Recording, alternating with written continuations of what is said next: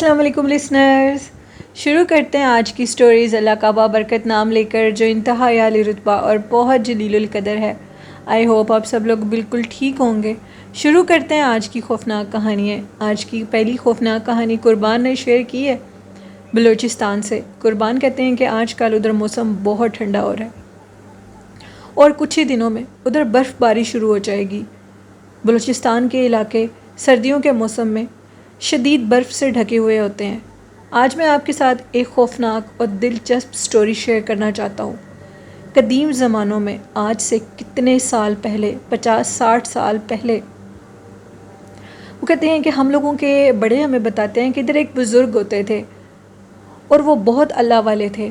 وہ ایک ہی کمرے میں رہتے تھے، یعنی اس کو ہم ان کی لینگویج میں وہ اس کو بیٹھک بولتے ہیں، یعنی جس کو ہم ڈرائنگ روم بولتے ہیں وہ اس کو بیٹھک بولتے تھے، اور ابھی بھی ادھر یہی لفظ بولا جاتا ہے۔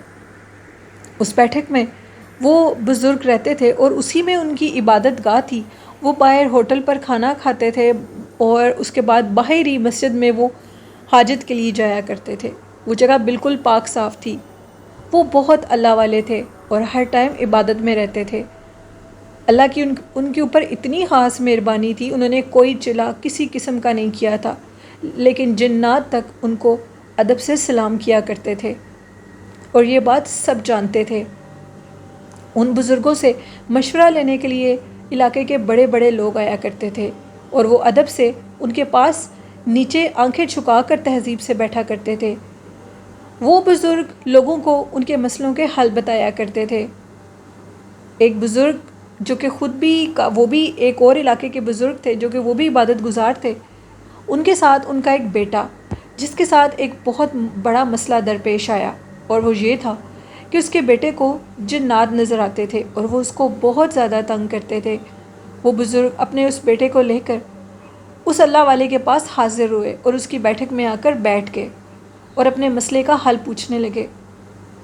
انہوں نے آنکھیں بند کیں اور اللہ سے لو لگائی تو ان کو جو جواب ملا اس میں یہ تھا کہ آپ کا بیٹا نماز سے بہت دور ہے، اس لیے جنات اس کو بہت زیادہ تنگ کرتے ہیں، کیونکہ یہ وضو نہیں کرتا۔ اگر یہ وضو کی حالت میں رہے گا اور اللہ کی عبادت کرے گا اور ذکر اذکار کرے گا تو اللہ پاک اس شیطان مخلوق کو اس سے دور کر دے گا، کیونکہ جنات بھی اس شخص سے ڈرتے ہیں جو ہر ٹائم وضو میں اور عبادت میں رہتا ہے۔ انہوں نے خیر یہ ان کو ان کے مسئلے کا حل بتا دیا۔ پھر ہم لوگوں کے علاقے میں اس وقت میں ایک درخت تھا جو کہ کئی سو سال پہلے انگریزوں کے وقت میں پھانسی گھاٹ ہوا کرتا تھا، یعنی وہ درخت اس قدر بڑا تھا کہ وہاں پر پھانسی دی جاتی تھی لوگوں کو۔ انگریزوں کے بعد جرگوں کے فیصلوں میں بھی یہ کام چلتا آیا اور کہا جاتا ہے کہ وہ اسیب زدہ درخت جنات کا مسکن ہے۔ وہاں پر بہت وحشی جنات پائے جاتے ہیں جو کہ لوگوں کو نقصان دیتے ہیں۔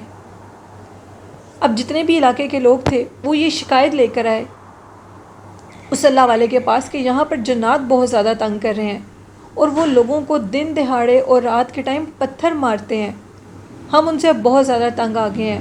اکثر لوگ یہ دیکھتے تھے کہ اسی درخت کے اوپر ڈھیر سارے، جس طرح ہم چمگادڑ کو دیکھتے ہیں اس طرح کے انسان نما مخلوق درختوں کے ساتھ لٹکی ہوتی ہے اور ان کی آنکھیں سرخ لال انگارے کی طرح جل رہی ہوتی ہے۔ دیکھتے دیکھتے وہ اس طرح لگتا ہے کہ جیسے اڑ کر ہمارے اوپر آئیں گے اور حملہ کر دیں گے۔ بابا جی نے کافی حیرانگی کا اظہار کیا اور یہ کہا کہ مجھے حیرانگی اس بات کی ہے کہ نماز پڑھتے ہو اور ڈر بھی رہے ہو، وہ بھی جنات جیسی مخلوق سے۔ انسان کو اللہ نے اشرف المخلوقات بنایا ہے۔ قربان کہتے ہیں کہ یہ ایک سٹوری ہے ہمارے ادھر بلوچستان کی جو کہ کافی فیمس ہے۔ خیر انہوں نے بابا جی سے کہا کہ اب آپ ہماری مدد کریں اور اس درخت سے ان قدیم جنات کو بھگا دیں، جو کہ ناممکن ہے۔ جو بھی عالم، جو بھی فقیر اللہ کا اس جگہ جاتا ہے وہ یہ کہتے ہیں کہ یہ ہماری اماج کا ہے، تو وہ اللہ والے ان کو تنگ نہیں کرتے اور واپس چلے جاتے ہیں۔ انہوں نے کہا کہ ٹھیک ہے، اس کام کو میں خود نبٹ لوں گا اور میں دیکھتا ہوں کہ وہ اب میرے علاقے کے لوگوں کو کیسے تنگ کرتے ہیں۔ خیر وہ فقیر، وہ اللہ والے جو بھی تھے وہ ان کے پاس گئے اور انہوں نے اس درخت کے پاس جا کر عبادت کرنا شروع کر دی۔ عبادت کے دوران جو بھی ان کی ان جنات سے بات ہوئی، یہ سب بلوچستان کے لوگ اس چیز سے گواہ ہیں کہ وہ پھانسی والا درخت جس کے اوپر قدیم زمانے میں لوگوں کو پھانسی دی جاتی تھی، اس کے اوپر کس قدر جنات تھے، لوگوں کو خوب ڈراتے تھے ان کو اس قدر ڈراتے تھے کہ لوگ اپنے علاقے میں گھر سے باہر نکلنا چھوڑ گئے۔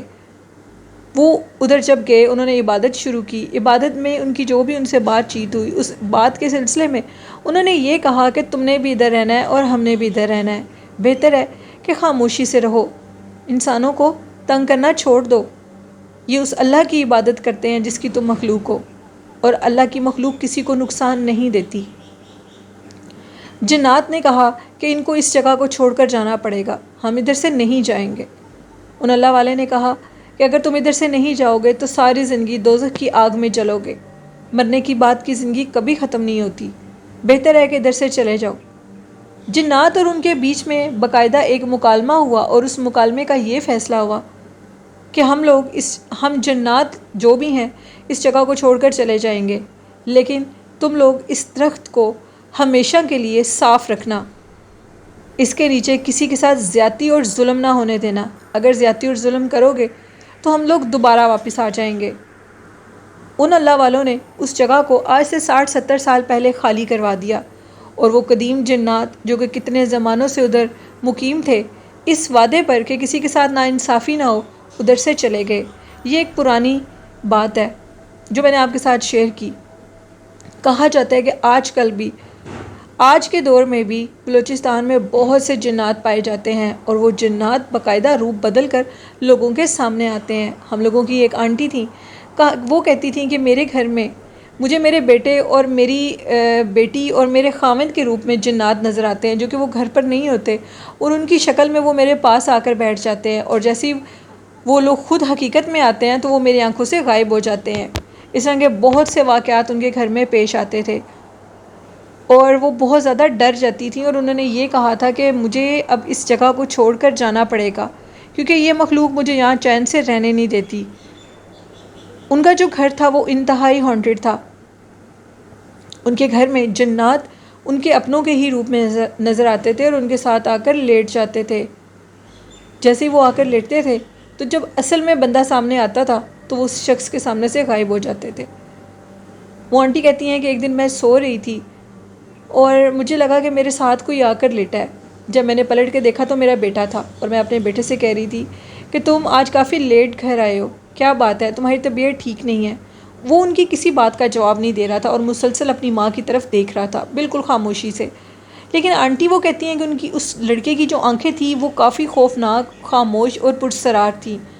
ان کو دیکھ کر میں بہت زیادہ ڈر گئی۔ تو میں نے کہا کہ تم میری بات کا جواب نہیں دے رہے، جس پر وہ لڑکا ان کی بات کا جواب نہیں دے رہا تھا، اپنی والدہ کی بات کا۔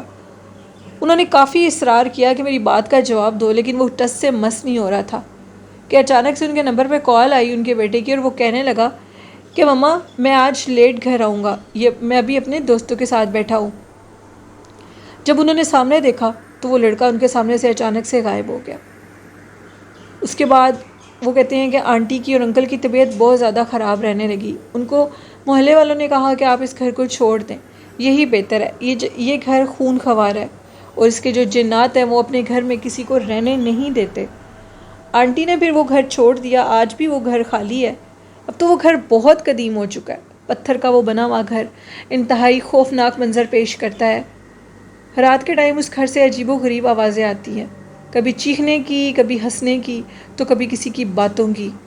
کبھی یوں لگتا ہے کہ دیوار پر کوئی بچہ بیٹھا ہوا ہے اور دیکھتے دیکھتے وہ غائب ہو جاتا ہے۔ اس طرح کے بہت سے واقعات اس گھر میں پیش آتے ہیں۔ یہ ایک سٹوری تھی قربان خان کی جو انہوں نے بلوچستان سے شیئر کی، اور قربان کہتے ہیں کہ اور بھی بہت سی سٹوریز ہیں جو میں آپ کے ساتھ شیئر کیا کروں گا۔